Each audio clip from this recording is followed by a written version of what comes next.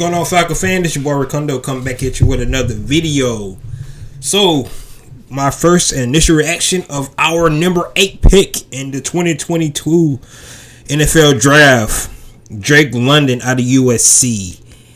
Alright, so before we get into that, guys, go ahead and subscribe to the channel. Please hit notification bell so you know when I drop another video. Please hit the like button so I know you guys like to hear what I talk about. Then please share my video throughout the YouTube universe so more people come in here and talk about these Atlanta Falcons. So, I can be honest, straight up the bat. I was a little shocked and surprised that we didn't go defense. I mean, at the time, we had Jermaine Johnson still on the board, Kyle Hamilton still on the board, Jordan Davis was still on the board.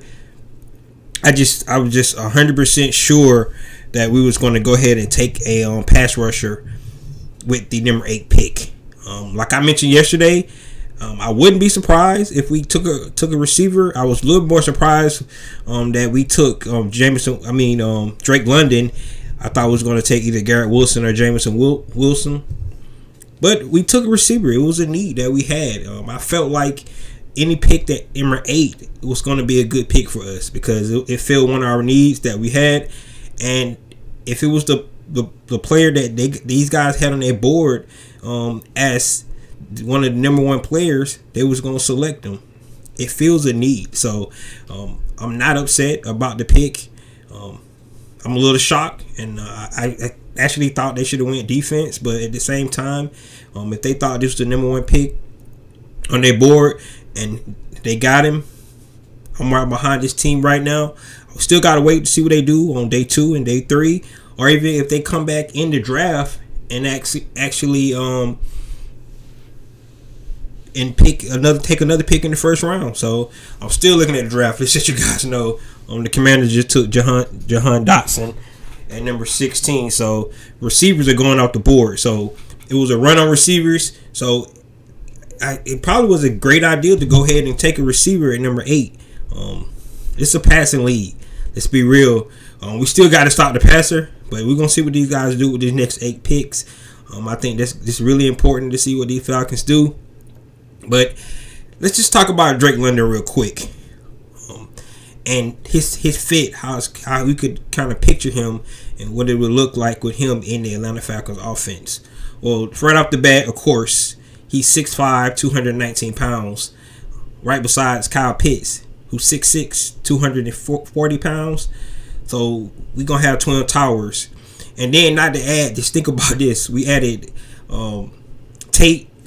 We added Hodge. So now we got 4 guys who's over 6'4" on the team right now at receivers. That's a big team. It's going to cause matchup problems. And then if you add Demir Bird and Olamide Zaccheaus in the mix, we got the shifty small guys, and we got the big tall trees on the outside. We can create mismatch with this team, and that could be their vision. So if you're looking at it from that standpoint, scheme standpoint, Arthur Smith might want big body receivers. We know he want to run the ball. You could put that play action into play, and then you can hit these big body receivers who can go up and get contested catches.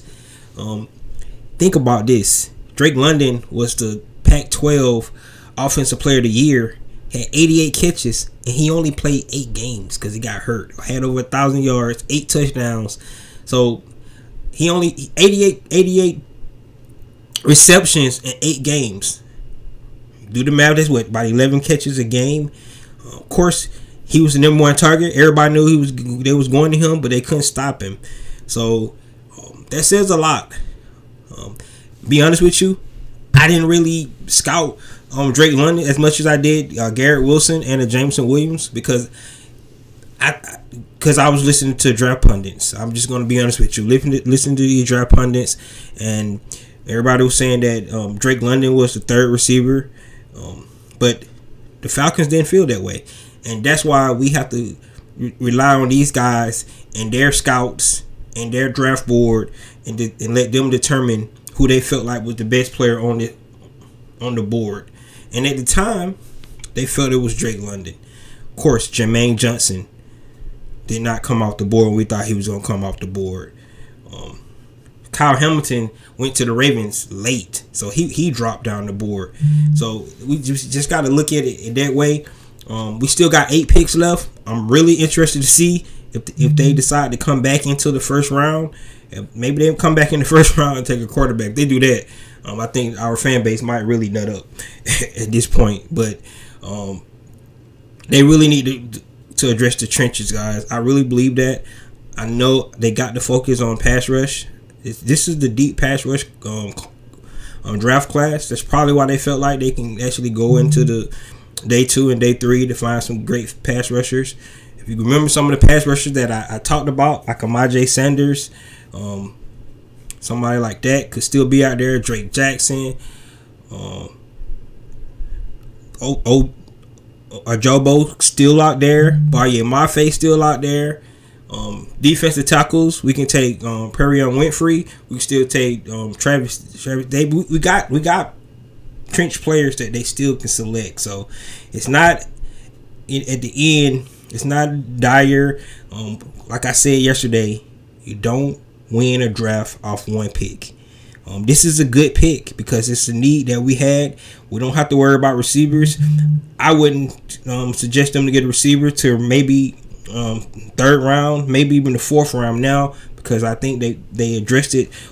One of the biggest needs that they had. Now they can go to the other needs. They can go defense back to back, the next 2 picks in the 2nd round, then come back in the 3rd round with 2 more picks, or they could use those picks to move up and get a player that they need, and do it that way. So we have to actually look at how we can actually take a positive from this pick. I know a lot of people was kind of upset because it wasn't defense, and me included. I really felt like we should have went defense. I think that's one of our biggest needs. If you look at the history of the Falcons in the last, since the Matt Ryan era, offense was always looked at as the side that had the best. I felt like we need to change that narrative, help build up our defense, but we went offense, and I'm gonna believe in these guys.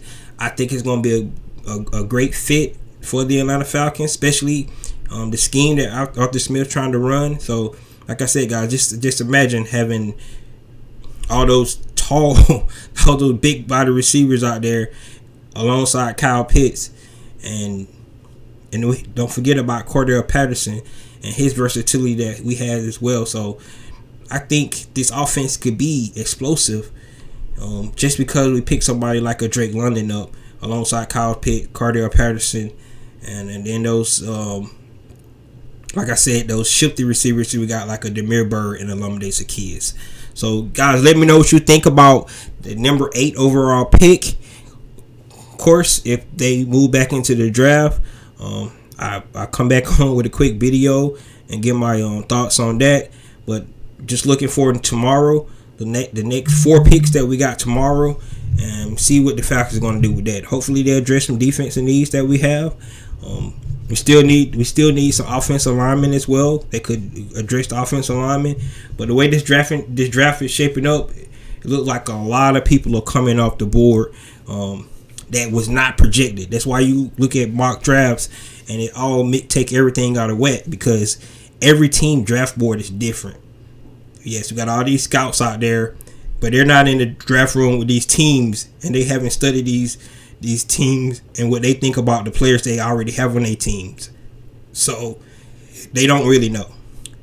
These GMs and these coaches and these scouts for the teams know exactly what they have, in the locker room already, and what they feel like they need to grow on. All right, everybody outside looking in, just have assumptions.